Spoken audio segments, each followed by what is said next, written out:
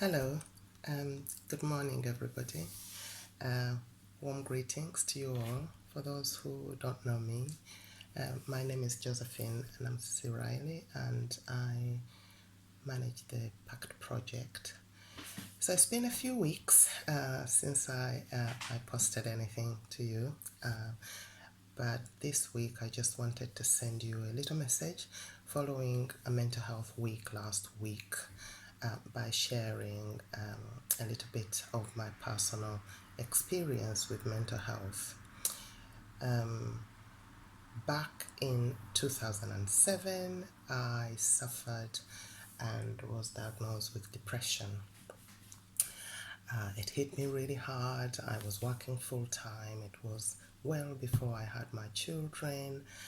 And yeah, it took me a very long time to come to terms with really what was going on. I'd suffered a relationship breakdown and was really struggling. And then one of my colleagues really started asking me these questions like, "How are you?" And I knew what she was getting at, but it took me forever to kind of say to her, "I'm not sleeping, I cry all the time, I'm not eating." And because she was a nurse, she encouraged me to go to my GP, but even then I didn't go straight away.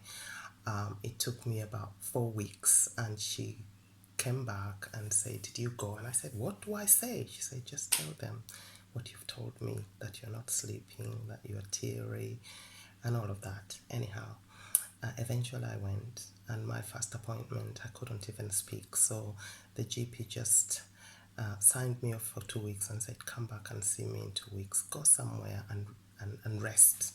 So I went to a friend, and eventually she signed me off for 3 months. I was on medication, and I also received some counseling. So fast forward to now, I am married. I have got 3 kids, 21, 16 and 15. But because of that experience, I am aware of my mental health every single day. You know, life is a puzzle.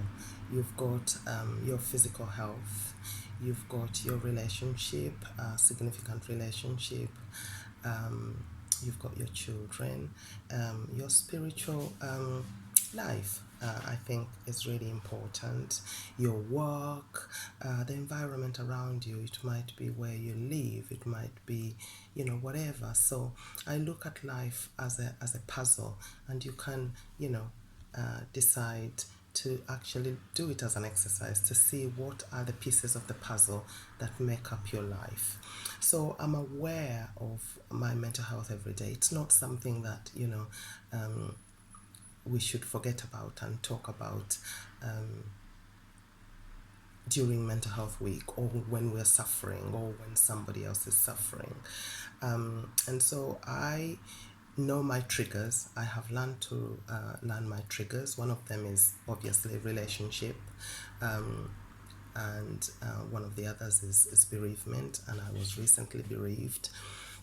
So I wanted to share with you some of my little strategies. I call it my mental health toolbox, of what keeps me going and that helps me to make sure that I look after myself. So the first thing in my toolbox is every time I wake up in the morning, I do a little meditation, and meditation is not about sitting there and going like that, or it's really just checking in with yourself, focusing on your breathing, trying to breathe deeply. And then I do some prayers to center myself and, just focus on having a good day.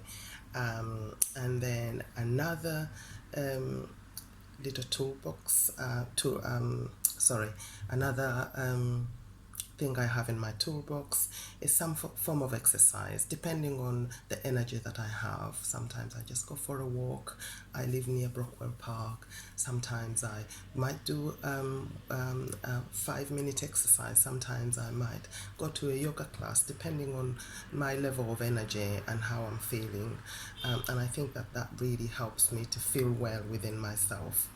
The other one is fun and connection, and that is just whoever I'm with, whatever conversation I'm having, I want to feel connected to other people. I want to inject a little bit of fun. So, in fact, I was thinking that next time I post, it will be a little fun exercise that I do maybe with my son. I've asked him to look up a dance video and for him to teach me, and then we will record it and post. So, look out for that. But finally, the other really important thing that I bear in mind is asking for professional help when I need it. So, you know, as I say to you, I recently lost a friend, an ex-colleague, and it hit me really hard. So I've been thinking that I need actually maybe to speak to somebody about some of those feelings, just to make sure that I deal with it in the healthiest way possible. But also what I've added to my toolbox is Laurie's 7-11 breathing exercise. This weekend, bank holiday weekend, lovely. And I had a moment where I thought, my goodness, I just can't be dealing with this. And I actually sat down and did the 7-11 breathing, and it helped me. So that feels like a really practical tool that I can use anytime. Now that I've done it once, I think I'll do it again. So I would encourage you to have a little look at your life and see what those pieces of the puzzle are, and the things that might trigger your stress and anxiety, and maybe create a little toolbox. So I hope that that was helpful, and that you feel encouraged to keep looking after yourself. It's so important as parents that we're in a good place so that we can care and nourish and look after our families. But we have to look after ourselves first. So look out for my little fun video. I'm hoping that it will be soon. And I'm sending you lots of good vibes.